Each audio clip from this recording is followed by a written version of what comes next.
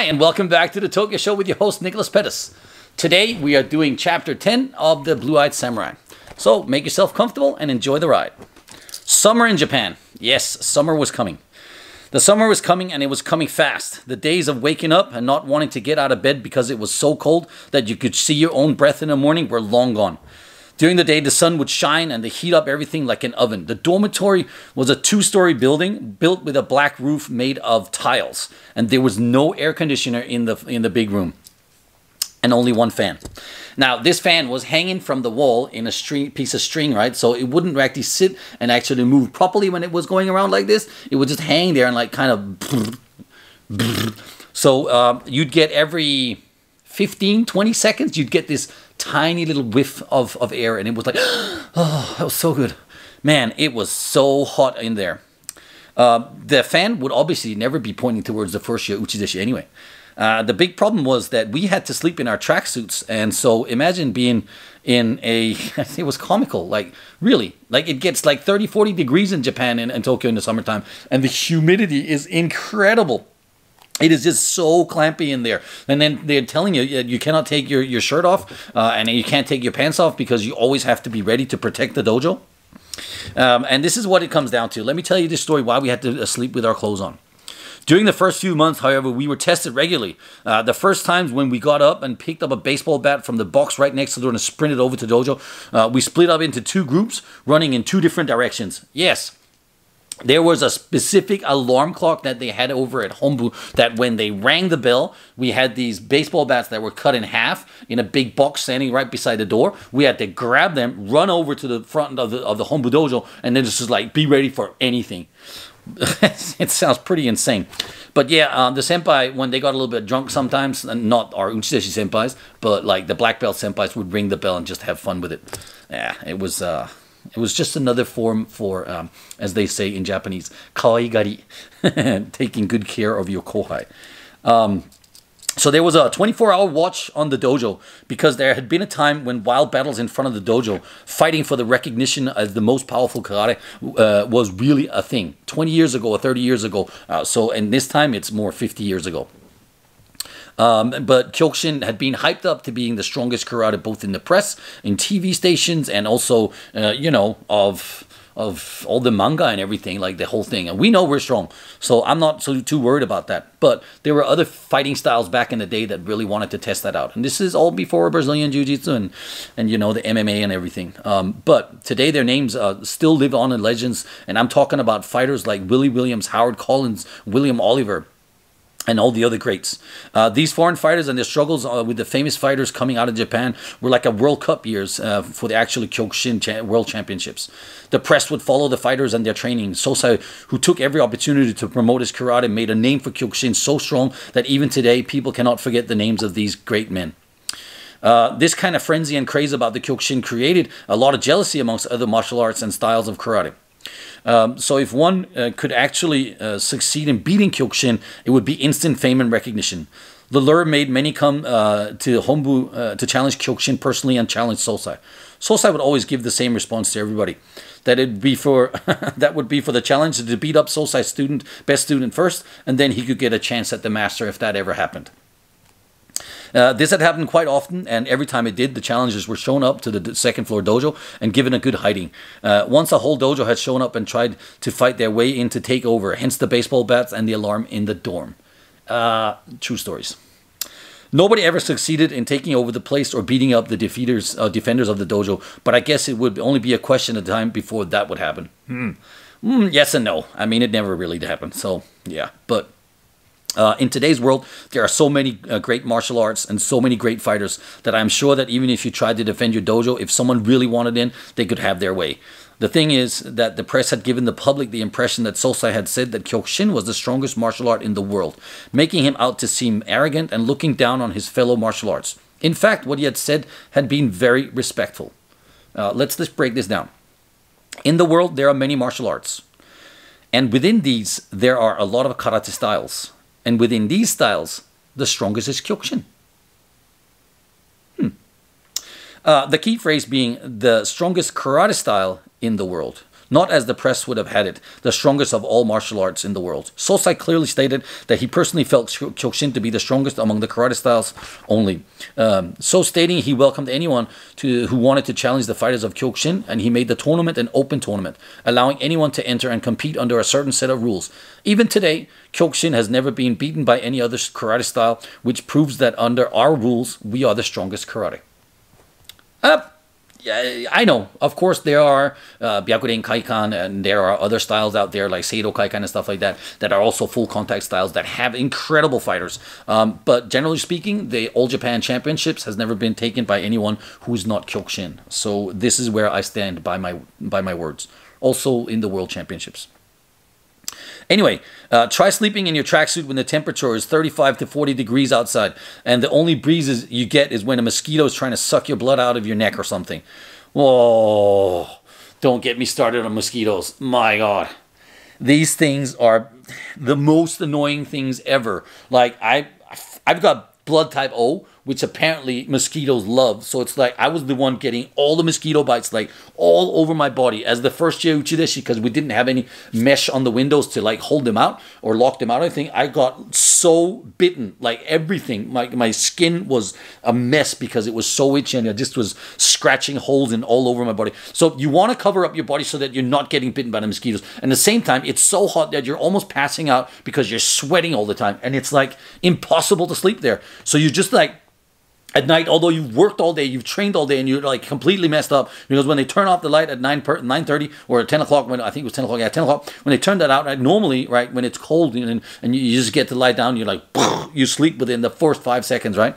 But during the summertime, you just lie in this haze of like this state of like unbearable, like I cannot explain how horrible it is to be in the dormitory in the summertime. That first year, man.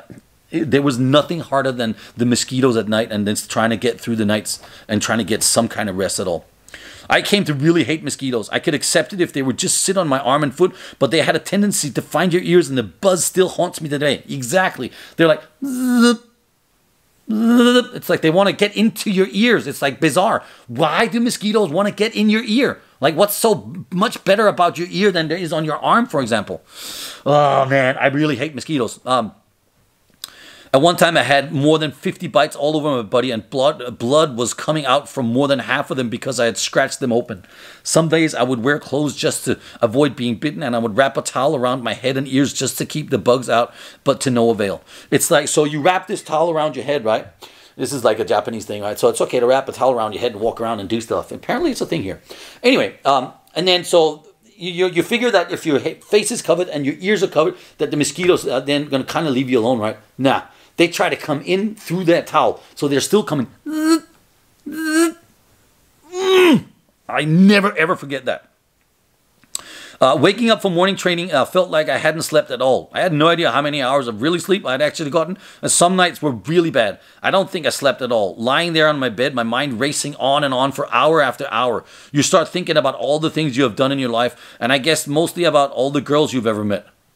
Hey, come on. I'm a guy. It's all the small things that come back to life, the unimportant things that start to matter. In my diary, I started to lie to myself, thinking that one day someone would read it, and I didn't want them to know what had really happened and what was really going on in my mind. It's true. I started to think that this is going to be something I would publish. But what if I wasn't honest with myself in my diary? And that's when I messed up that diary. It was like, you know, I had to go deeper. So when I wrote this book, I tried to go as deep as I could. Oh, man, but inside I knew how much my mind preyed on the fact that I could not have a woman and how much I really wanted one. Yeah, the touch of a female would have been very nice. It would have been absolutely brilliant if I wasn't stuck with a bunch of guys in a dormitory. I had made a commitment in my life to do the Uchideshi program, and learning to deal with it was just a daily routine. I would eat food that tasted like yesterday's socks and drink only the leftovers of senpai's mugicha. I could even deal with the fact that I wouldn't get a decent night's sleep in over 5 months. But that I would not have a woman in 3 years? Oh, yeah. Yeah, that's a tough one. It almost made me enough to go crazy. I was 18 years old with hormones raging through my blood, living in a world full of male testosterone, and my whole life focused on becoming the best alpha male possible. We all wanted women. Even the Japanese would talk about it, and there was always a dirty magazine to be found somewhere. We all knew that once you became a third-year student, you would be allowed to go out on your own, and then there might be a chance of getting to meet someone. It was this kind of wishful thinking that kept you sane during the long nights when the mosquitoes kept you awake. Some nights I would ponder on my limited experience with the girls back home, and trying to fall asleep was sometimes hard. Not just because of the killer mosquitoes, but because there would arise a longing in my loins, and a need for privacy which was indescribable. Yeah, okay, fair enough. I made that sound really nice. Yeah, we needed to jack off, and there was someone always around you, so it was impossible. Oh, man. Anyway, in the early hours of morning when the sky started to lighten, you knew morning training was not far away. The mosquitoes would fade away and you could experience a good hour of peaceful sleep. It's really bizarre because there's just a time when you're just about to wake up that you're finally able to fall asleep, and the air cools down. Just making it through the night was like making it through a marathon, and when the sleep has just gotten good, you had to get up and go for a run. Checking the alarm clock beside my bed, I knew that a good hour or so had passed, but it had passed in a kind of dead state without any dreams, without any sensation of either mind or body. I love these moments because they gave me utter peace and of both mind and body. So it's this bizarre state of I think it's a deep alpha sleep, I think it's called, where you just like you go in as hard as you go, and then the body is like completely rested, like the mind is not even dreaming at this point. So it's almost a dreamless state, and then when you wake up, it's like, whoa, like you feel so refreshed, you feel so ready to take on the world. It's really a bizarre experience.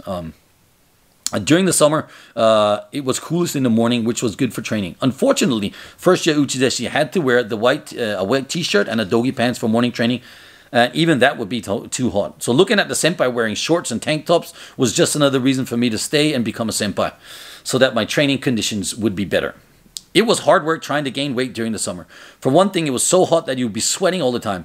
Even going to the toilet and squatting down, you would break out in a sweat, and you'd have to change your t-shirt. The only thing that was to drink was mugicha. Mugicha is a Japanese tea made from oats, and it's not from oats, it's actually made from barley. And it tastes really funky the first 3 months you drink it. But during the summer, though, it became the most delicious cool drink I have ever had. And I would sometimes sneak down in the middle of the night in the fridge and then just like drink some mugicha because I'd be like sweating so much. Every day, somebody would be boiling the water and making mugicha for all the black belts and the uchideshi. During the hot summer, the big pot would be on the stove all day long, and we had these big plastic containers that would filled up and put into the fridges. When you drink normal tea, there are always some small leaves in the bottom of the tea. The fresh tea would be poured into the containers for the senpai, and then they would drink down to the bottom part of that container, where that tea that was kind of still clear would then be poured over into the next cup and the next cup, and so on and so down. So the tea that we were drinking as the first years was like all the leftovers of all the senpai teas. So even with the tea that we were allowed to drink, there was a status symbol, like a status associated with what we were given. I didn't realize this at first, but when I did, I felt saddened that there was a difference in the food that they gave us when we were all here to get strong and do our best. I even today still feel that it's very awkward, actually. I guess they wanted to give you the worst of everything during the first year in hope that you would want to use that experience to keep the fires burning inside your heart. Well, tell me, it worked. I burned a lot for many years after that. But honestly, I truly believe that the opposite is true. I don't believe that by breaking someone down first that you make them better. By the time he makes it to the top, he will want to get back at the ones who treated him badly. Now, in turn, goes the hurt to the next ones in line, and there we have a vicious cycle of bad karma that comes around and around and around. I'm a firm believer of building your young fighters up by showing them how to learn to trust their bodies and teaching them how to use their skills through vigorous training. This in turn creates confidence that when tested is unshakable. The fighter has never been broken, but he has been taught to believe in himself and to trust his technique and heart.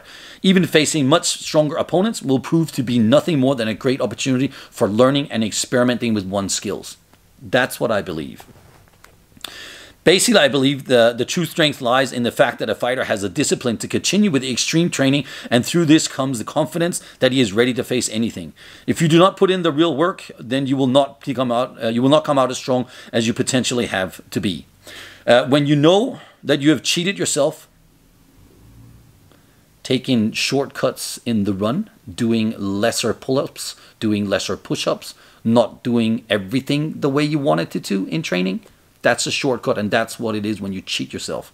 You know it. If you ask yourself the right questions, people know when they cheat themselves. Believe in the training that makes you the strongest. Then a silent confidence comes over you, and it shines through your eyes and attitude. The key here is that I mean the training that you believe is the best for you. Because not everyone has the same needs or skills, and I don't think you can give any two fighters the same training instructions and produce the same result. No, one has to explore and experiment with the limits of the body, and only by pushing and forcing oneself to exceed these limitations can you truly create something great. It takes a lot of work. It takes serious devotion towards one's goals. I've been there and can go there anytime I wish. I know my body, and I also know what kind of mindset it takes to work towards something. I know what kind of work it takes to become a champion, and believe me, as the commercial goes, it takes a little more to make a champion. It really does. Take a little more. Thank you guys for listening to Chapter 11. I hope you enjoyed it. We'll be back again next time.